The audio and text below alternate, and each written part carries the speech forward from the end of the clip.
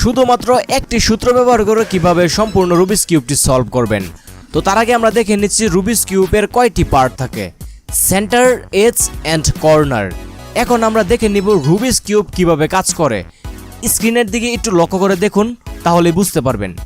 দেখেন এখানে এল আছে, এলতে লেফট এবং উপরে একটি আইকন আছে, এটি মানে হচ্ছে ইনভার্স। তারপর আছে ঠিক same goes right, right inverse, front, front inverse, up, up inverse, back, back inverse, down, down inverse. এভাবে আপনারা সম্পূর্ণ প্র্যাকটিস করে নেবেন, কারণ একটু পরেই আমাদের এই ফাংশনগুলো দরকার হবে।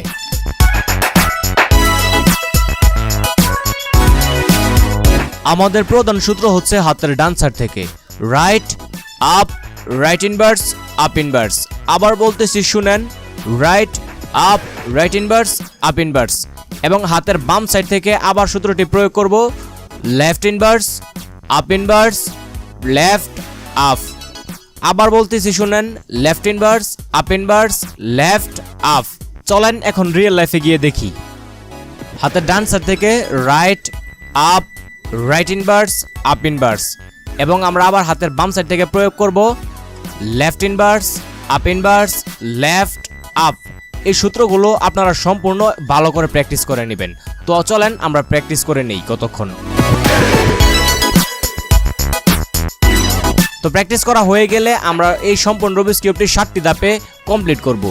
ফার্স্ট আমরা প্রথমে প্লাস আইকন তৈরি করব এবং মাঝখানের এজগুলো মিলাবো। তারপর সেকেন্ডে আমরা যেই কর্নারগুলো আছে এই কর্নারগুলো মিলাবো। থার্ডে আমরা সেকেন্ড লেয়ার সম্পূর্ণ মিলাবো। 4 আমরা যেই ব্যাক সাইড আছে এটার প্লাস তৈরি করব এবং 5-এ আমরা যেই মিডলগুলো আছে এটা মিলাবো এবং 6-এ আমাদের কর্নারগুলো মিলাবো এবং ফাইনালে আমাদের সম্পূর্ণ রুবিক্স কিউবটি মিলে যাবে। স্টেপ 1, প্রথমেই আমরা একটি প্লাস তৈরি করব। তার আগে এই রুবিক্স কিউবটি আমরা একটু উলটপালট করে নিচ্ছি।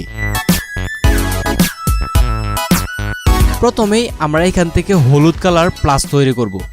তো এজন্য এর বিপরীত সাইড অর্থাৎ সাদার চারপাশে আমরা হলুদ কালার 4টা আনবো।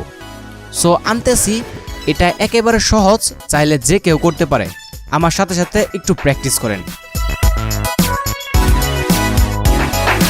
এখন চারপাশে হলুদ এসে গিয়েছে। এখন আমরা যেই এজগুলো আছে এটি ঘুরিয়ে ঘুরিয়ে মিলাবো এবং একবারে নিচে ঘুরিয়ে দিয়ে দিব। এভাবে 4টা গুটি আমাদেরকে ঘুরিয়ে একদম নিচে নিয়ে যেতে হবে। আমি যেভাবে করছি এভাবে ট্রাই করেন।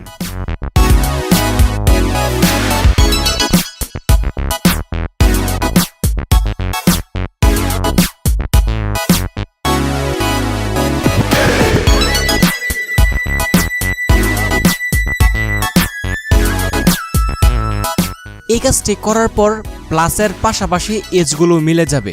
স্টেপ 3, উপরের যে 4টা কর্নার আছে এই 4টা কর্নার মিলাবো। তো এর জন্য রুবিক্স কিউবটি সম্পূর্ণ ঘুরিয়ে দিব এবং যে গুটিটি নিচের প্লেসে যাবে অর্থাৎ যে গুটিটি নিচের প্লেসে যাবে এটি উপরে রাখবো এবং যে সূত্রটি আছে এটি প্রয়োগ করব।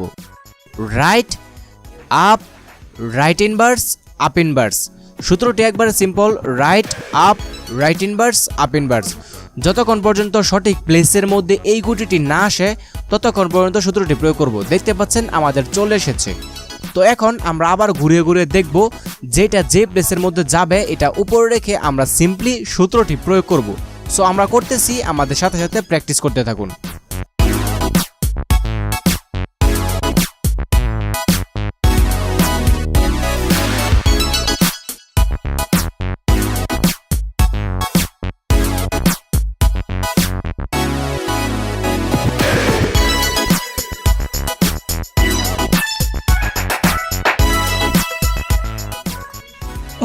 ফাইনালি আমাদের ফার্স্ট লেয়ার এবং এজগুলো সম্পূর্ণ ভালোভাবে মিলে গিয়েছে।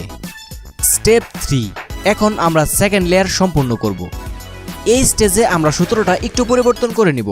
তো প্রথমে ঘুরে ঘুরে দেখব কোনটা কোনটার সাথে মিলার পর যদি গুটিটি আমাদের হাতের ডান সাইডে যাওয়ার প্রয়োজন পড়ে তাহলে বাম সাইডে ঘোরানোর সূত্রটি প্রয়োগ করব এবং যদি আমাদের গুটিটি বাম সাইডে যাওয়ার প্রয়োজন পড়ে তাহলে ডান সাইডে ঘোরানোর সূত্রটি প্রয়োগ করব।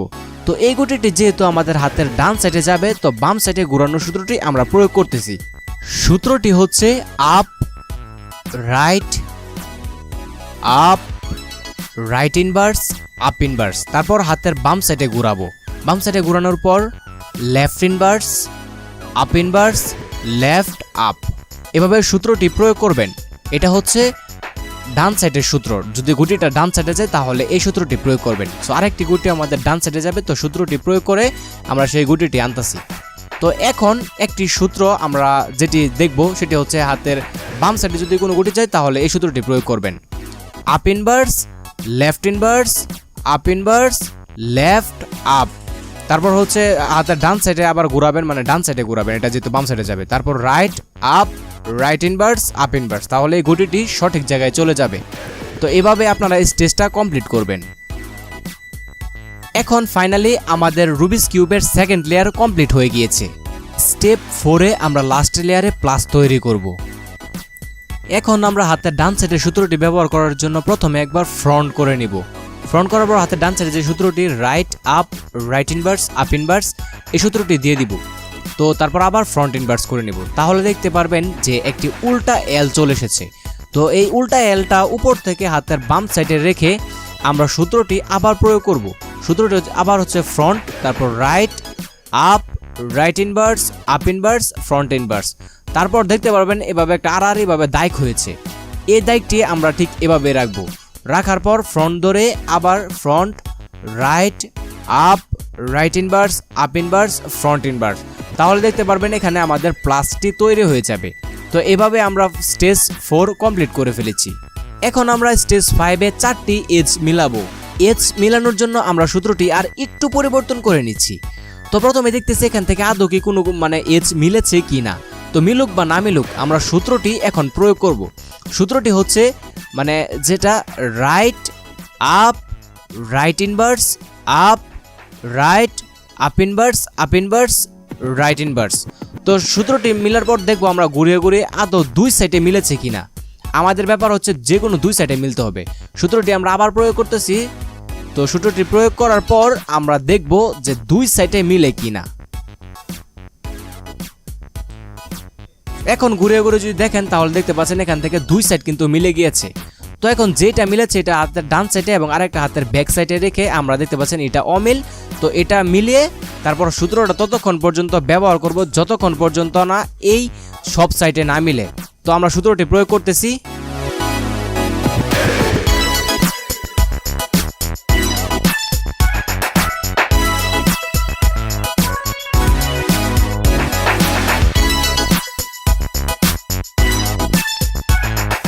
অলা সূত্রটি কয়েকবার প্রয়োগ করার ফলে আমাদের এজগুলো মিলে গিয়েছে।